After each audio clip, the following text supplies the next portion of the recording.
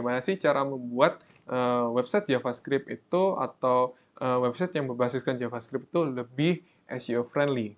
Nah, perlu kita ketahui bahwa website JavaScript itu udah sangat populer sekarang dan banyak yang menggunakan, dan framework-framework besar dari JavaScript itu juga ada banyak gitu ya yang bisa kita pakai, bisa kita gunakan dan bisa kita implementasikan dalam implementasi development website. Nah, sekarang gimana sih website yang udah kita bangun menggunakan JavaScript itu benar-benar SEO friendly, benar-benar optimal dari sisi SEO dan benar-benar memiliki performa bagus di dalam Google. Tak hanya dengan pengaksesan yang bagus, performa perenderan atau performa load halaman website yang oke, mungkin kita juga bisa lihat dari poin-poin lainnya juga.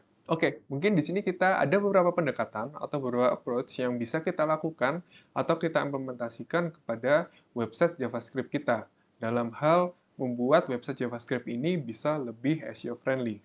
Nah, di sini saya akan membawakan 6 pendekatan atau 6 cara strategi yang paling mungkin bisa kita optimasikan, bisa kita implementasikan dalam website JavaScript kita. Yang pertama adalah menggunakan server-side rendering atau static site generation dalam pendekatan rendering website kita. Kedua, mungkin kita bisa menggunakan XML sitemap untuk benar-benar memetakan mana sih halaman yang akan diindeks oleh Google, halaman yang akan dirender oleh Google. Nah, selanjutnya menggunakan canonical URL. Nah, selanjutnya ada optimizing meta information atau meta info yang ada di masing-masing halaman website. Nah, selanjutnya adalah optimasi atau image optimization, optimasi gambar-gambar aset yang ada di dalam website kita. Dan yang terakhir adalah proses minification dari resource JavaScript itu sendiri. Poin yang pertama yaitu adalah menggunakan SSR atau SSG, ya, server-side rendering atau static site generation dalam perenderan website kita. SSR dan SSG akan memungkinkan proses pemuatan halaman ada di level server tanpa kita harus menunggu proses eksekusi atau pemrosesan di level JavaScript, yaitu di level klien itu sendiri. Nah, dengan begitu, website-website atau halaman-halaman yang ada di dalam website itu akan lebih mudah diindeks oleh Google karena halaman sendiri itu udah selesai dari level server dan bisa dimunculkan di level klien gitu, tanpa harus menunggu proses-proses dari JavaScript itu sendiri. Oke, untuk pendekatan SSR sendiri, itu seluruh halaman atau seluruh HTML akan diproses atau dirender di sisi server. Artinya, seluruh halaman ketika nantinya di-deliver ke client side itu udah bentuk dalam satu halaman masing-masing, tanpa adanya proses dari level klien itu sendiri. Jadi, ketika kita munculkan di level klien, seluruh halaman itu udah terrender dengan baik, menjadi masing-masing satu halaman.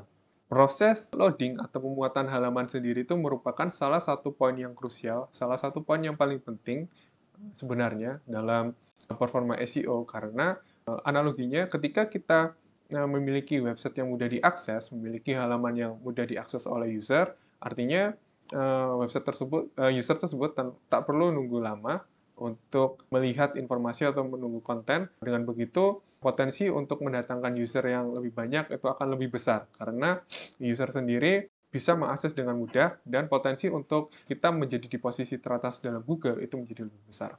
Selanjutnya, jika SSG itu akan menyediakan pre-rendered yang telah berjalan di sisi server kepada konten yang ada di halaman-halaman website, dan dengan begitu SSG sendiri akan menggunakan sistem cache untuk menyimpan konten-konten atau halaman yang ada di dalam website itu dan didistribusikan ke level klien itu dengan efisien.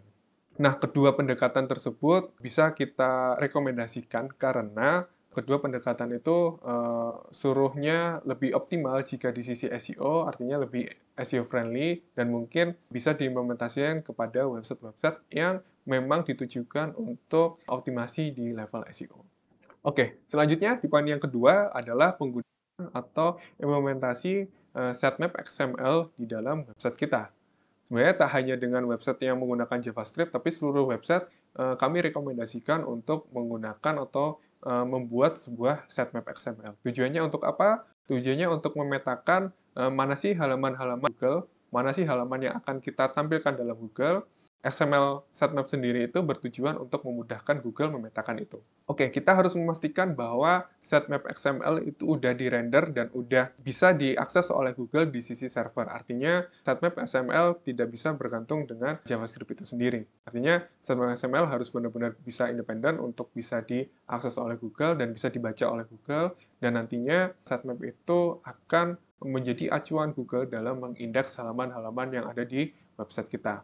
Nah, selanjutnya kita harus memastikan bahwa seluruh halaman, baik itu halaman statik, halaman dinamis, maupun halaman-halaman yang lainnya, itu sudah tercapture di dalam sitemap. Artinya, seluruh halaman yang nantinya memang kita tujukan untuk diindeks dalam Google, itu kita harus masukkan atau kita include-kan dalam sitemap. Dan selanjutnya kita harus verifikasi apakah sitemap ini sudah valid dan bisa dibaca oleh Google dengan baik.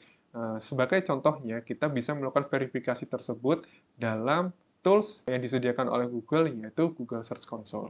Nah, sebagai catatan, ketika kita mengimplementasikan sitemap, kita harus selalu memberitahu bahwa sitemap ini yang terbaru. Kita harus memberitahu Google bahwa mana sih sitemap yang paling update, gitu ya. Misal kita ada perubahan, misal penambahan halaman, atau mungkin ada pengurangan halaman, maka kita harus menginformasikan juga, kita harus mengupdate-nya kepada Google, mana sitemap yang paling baru, seperti itu. Oke, selanjutnya di poin yang ketiga adalah penggunaan canonical URL pada masing-masing halaman website. Nah, kita harus memastikan bahwa seluruh halaman dalam website itu sudah terpasang canonical dan sudah di-set canonicalnya sesuai dengan URL dari halaman itu sendiri.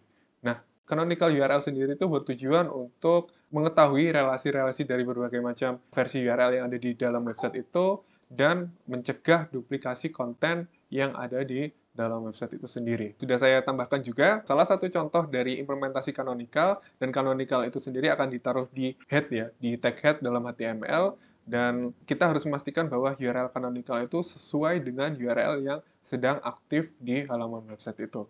Nah, kita harus memastikan bahwa halaman-halaman yang nantinya akan dirender atau diindeks oleh Google itu memiliki masing-masing URL canonicalnya sendiri. Artinya, seluruh halaman kita harus pasang URL canonicalnya, dan semisal seperti halaman blog atau artikel atau referensi, kita harus memasang canonical itu ketika memang nantinya blog tersebut itu ada paginasi atau pagination dalam pendekatan di website.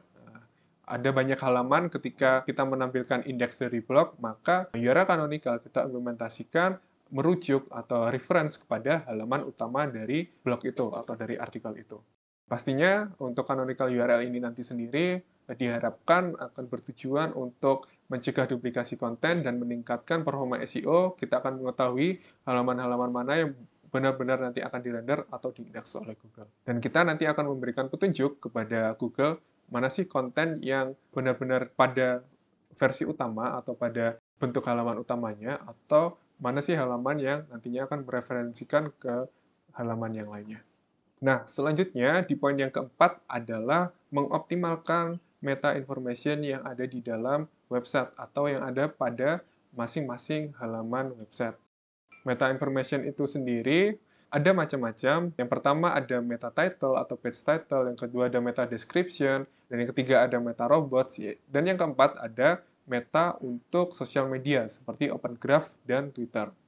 Nah, masing-masing meta information ini harus dioptimalkan dan disesuaikan dengan konten apa yang ada di dalam halaman website itu sendiri. Seperti contoh, meta title atau page title harus benar-benar menggambarkan apa sih yang kita bahas, apa sih yang diinformasikan di dalam website itu. Meta title dan meta description harus benar-benar relevan dengan konten yang dibahas atau konten yang ada di dalam halaman website itu sendiri. Tujuannya untuk apa? Tujuannya untuk menginformasikan kepada Google tentang relevansi terhadap keyword yang dicari oleh user. Yang artinya ketika memang nanti meta title dan meta description dan meta informasi lainnya itu relevan, kita akan berpotensi bisa muncul pada pencarian-pencarian user sesuai dengan keyword-keyword yang diinputkan.